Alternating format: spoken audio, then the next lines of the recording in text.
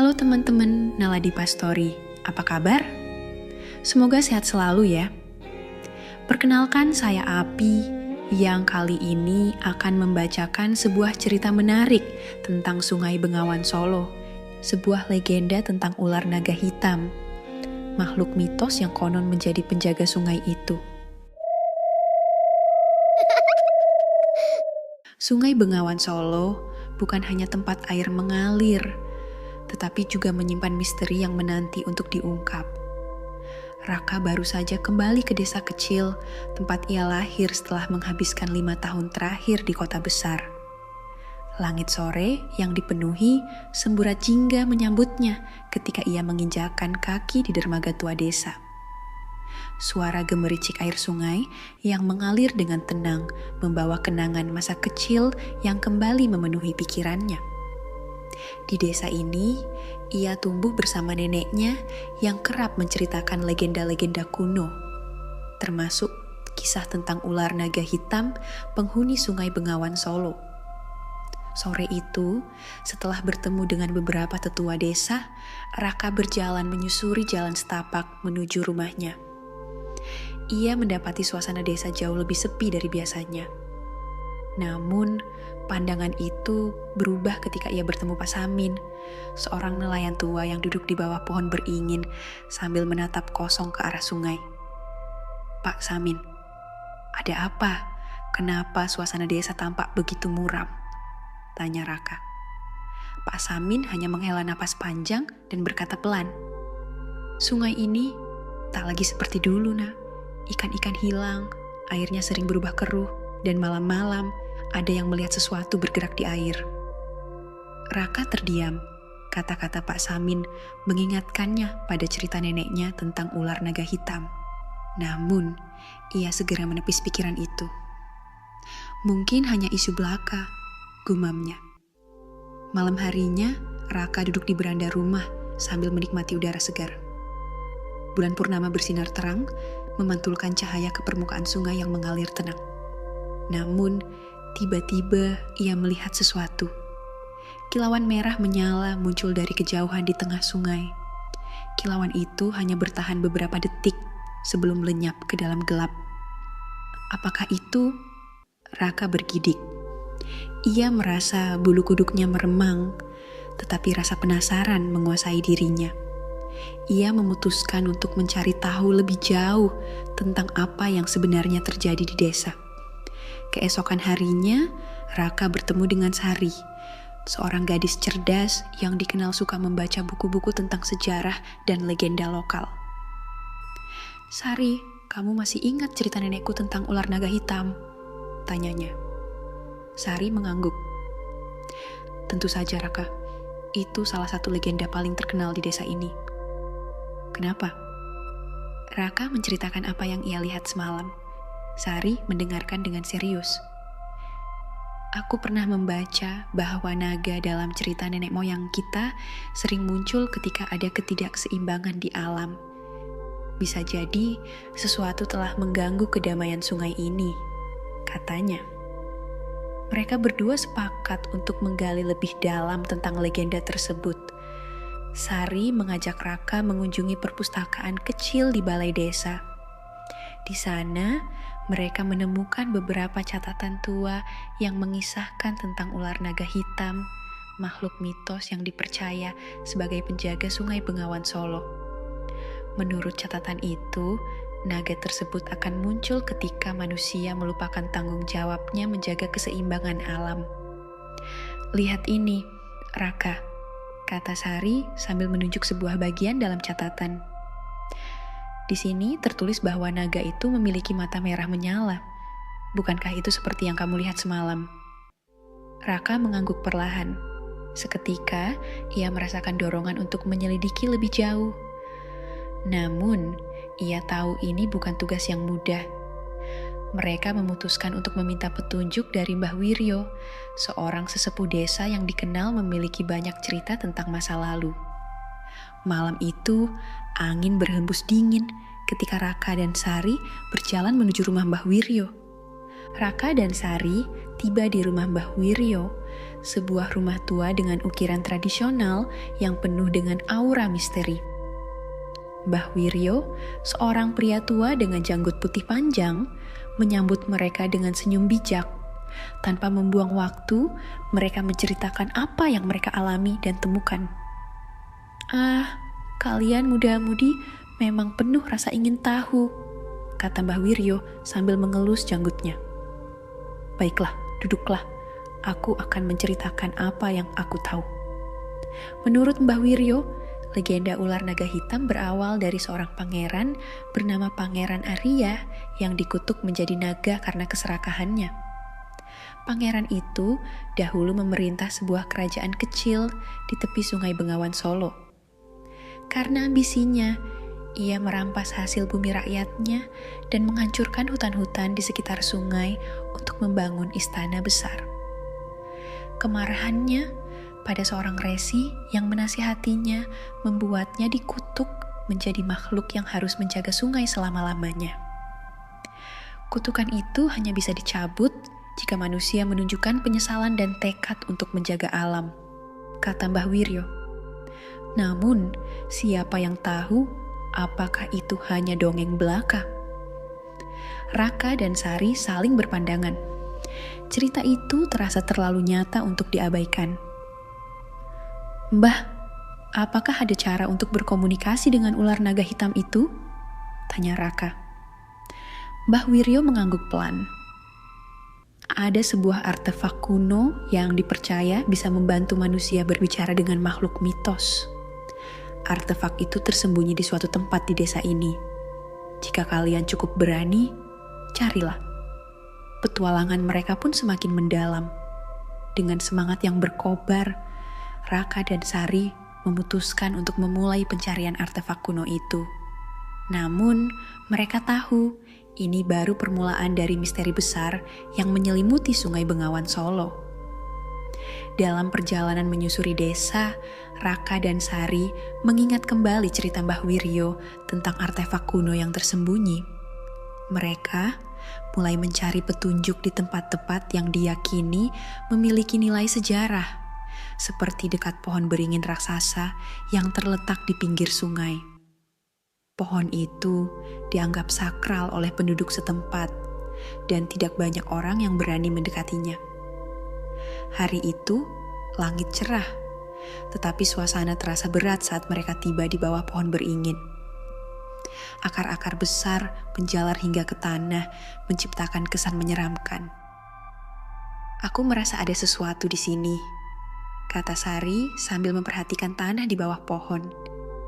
Ia menemukan sebuah ukiran kuno yang setengah terkubur di tanah. Dengan hati-hati, Raka mulai menggali di sekitar akar pohon menggunakan tangan kosong. Tak lama, mereka menemukan sebuah guci tua yang dihiasi ukiran naga. Guci itu tampak usang tetapi masih utuh. Saat mereka mengangkat guci itu, angin kencang tiba-tiba bertiup, membuat daun-daun pohon berguguran. Ini pasti artefaknya, bisik Sari dengan penuh kekaguman. Namun, saat memegang guci itu, Raka merasakan hawa dingin yang menusuk. Sepertinya guci ini menyimpan kekuatan aneh, ujarnya. Di rumah Mbah Wiryo, mereka meminta bantuan untuk membaca ukiran yang tertera di guci tersebut. Dengan menggunakan pengetahuan aksara kuno, Mbah Wiryo berhasil mengungkap sebuah pesan. Air adalah kehidupan, tetapi hanya jiwa yang tulus yang dapat membuka tabir misteri sang penjaga. Malam harinya, Raka bermimpi aneh. Ia melihat air sungai berubah merah seperti darah, dan suara berat memanggil namanya. Raka, Raka. Suara itu menggema, membuatnya terbangun dengan keringat dingin. Kita harus mencari tahu lebih banyak tentang guci ini, katanya pada Sari keesokan harinya. Mereka tahu bahwa penemuan guci ini hanya langkah awal. Petualangan mereka kini mengarah ke hulu sungai. Tempat legenda mengatakan bahwa ular naga hitam tinggal di dalam sebuah gua misterius. Raka dan Sari memulai perjalanan menuju hulu Sungai Bengawan Solo. Sepanjang perjalanan, mereka harus melewati medan yang sulit. Arus sungai semakin deras dan vegetasi di sekitar semakin lebat. Suasana menjadi semakin sunyi, hanya terdengar suara burung dan aliran air yang bergemuruh. Di tengah perjalanan, mereka bertemu dengan seorang nelayan tua yang tinggal sendirian di sebuah pondok kecil di tepi sungai. Nelayan itu tampak waspada saat melihat mereka. "Kalian mencari apa di sini?" tanyanya dengan nada tajam. "Kami mencari gua di hulu sungai," jawab Raka dengan jujur. Nelayan itu menggelengkan kepala. "Hulu sungai bukan tempat untuk manusia biasa. Jika kalian melanjutkan perjalanan, kalian mungkin tidak akan kembali." Peringatan itu membuat Raka dan Sari ragu. Tetapi semangat mereka tidak surut. Dengan membawa guci kuno, mereka melanjutkan perjalanan, semakin mendekati tempat yang dipercaya sebagai sarang ular naga hitam. Mereka tidak tahu bahwa tantangan besar telah menanti mereka. Sepertinya ini memang pintu menuju tempat ular naga hitam, bisiknya. Mereka masuk perlahan, diterangi oleh obor yang dibawa dari pondok nelayan tua. Dinding gua dipenuhi ukiran-ukiran yang menggambarkan naga dan manusia yang tampak sedang berdoa. Ukiran ini seperti menceritakan hubungan antara manusia dan naga, kata Sari sambil mengamati. Tiba-tiba suara gemuruh terdengar dari dalam gua. Tanah bergetar sejenak, membuat Raka dan Sari saling berpandangan dengan cemas. "Apapun yang ada di dalam sana, kita harus siap," ujar Raka dengan nada tegas. Semakin jauh mereka masuk, semakin terasa kehadiran sesuatu yang besar dan kuat. Hingga akhirnya mereka tiba di sebuah ruangan besar dengan sebuah danau kecil di tengahnya. Air danau itu jernih, tetapi di dasarnya terlihat seperti ada bayangan hitam yang bergerak.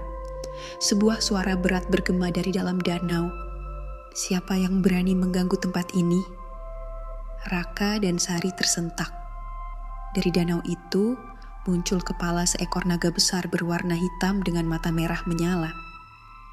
Ular naga hitam itu tampak megah sekaligus menakutkan.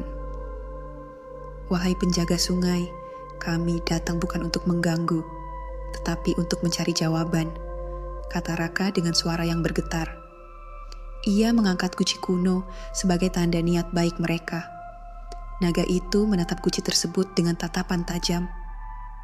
"Kau membawa artefak warisan leluhurku. Buktikan bahwa niatmu tulus, atau tempat ini akan menjadi tempat istirahat terakhirmu," ancamnya. Sang naga memberi mereka ujian untuk membuktikan keberanian dan ketulusan mereka. "Di balik sungai ini, terdapat 3 tantangan yang harus kalian hadapi. Jika kalian gagal, tidak akan ada jalan keluar bagi kalian," ujar naga dengan suara menggema. Tantangan pertama adalah menyeberangi jembatan batu yang melintasi jurang besar. Namun, jembatan itu hanya akan bertahan selama mereka menjaga keseimbangan tubuh dan pikiran. Setiap rasa takut akan membuat batu-batu jembatan runtuh.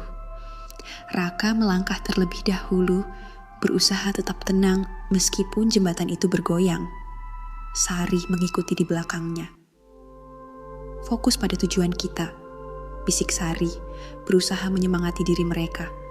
Mereka berhasil melintasi jembatan tersebut meskipun jantung mereka berdegup kencang. Tantangan kedua adalah menghadapi ilusi ketakutan terbesar mereka.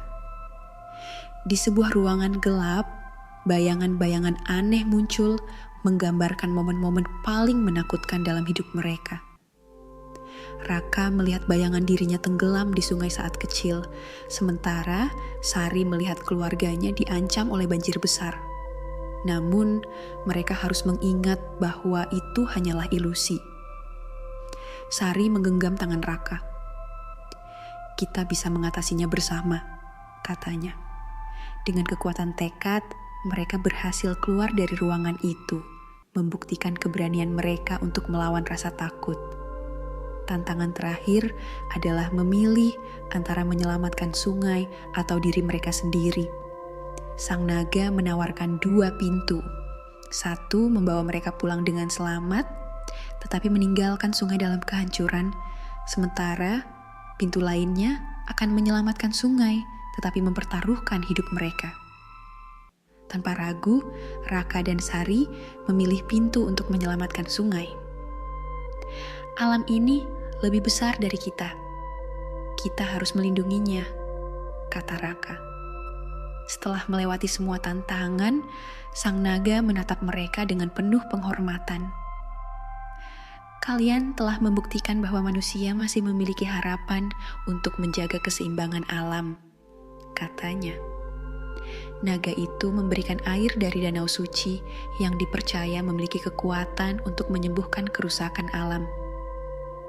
Bawalah air ini, gunakan untuk memulihkan sungai dan mengingatkan manusia akan tanggung jawab mereka, ujarnya. Raka dan Sari membawa air tersebut kembali ke desa. Mereka menggunakan air itu untuk membersihkan sungai yang tercemar. Perlahan, keajaiban terjadi. Ikan-ikan kembali bermunculan dan air sungai menjadi jernih seperti sedia kala. Keajaiban itu mengembalikan kehidupan di desa. Penduduk mulai kembali menghormati sungai dan menjaga lingkungannya. Kisah Raka dan Sari menjadi inspirasi bagi semua orang. Mereka menceritakan bagaimana pengorbanan dan keberanian diperlukan untuk melindungi alam. Raka dan Sari juga memastikan bahwa legenda ular naga hitam tetap hidup, bukan sebagai mitos semata, tetapi sebagai pengingat akan hubungan manusia dengan alam. Sungai Bengawan Solo kini kembali menjadi sumber kehidupan bagi desa. Di tepi sungai, Raka dan Sari duduk sambil menatap air yang mengalir tenang. Kita hanya bagian kecil dari cerita besar ini, kata Raka. Sari tersenyum. Tapi setiap tindakan kecil kita bisa membuat perbedaan besar, tambahnya. Di kejauhan, mereka seolah melihat bayangan hitam besar yang bergerak di bawah permukaan air. Sebuah kilauan merah tampak sekilas sebelum menghilang. Mereka tahu ular naga hitam masih menjaga sungai itu, memastikan manusia tetap menghormati alam yang telah memberinya kehidupan. Tamat. Terima kasih teman-teman sudah menyimak ceritanya sampai akhir ya. Jangan lupa subscribe, like, dan nyalakan notifikasinya agar tidak ketinggalan cerita menarik lainnya dari kami. Jika ada judul cerita menarik lain dari daerah teman-teman, silahkan komen agar nanti kami jadikan cerita lengkapnya di Naladipa Story.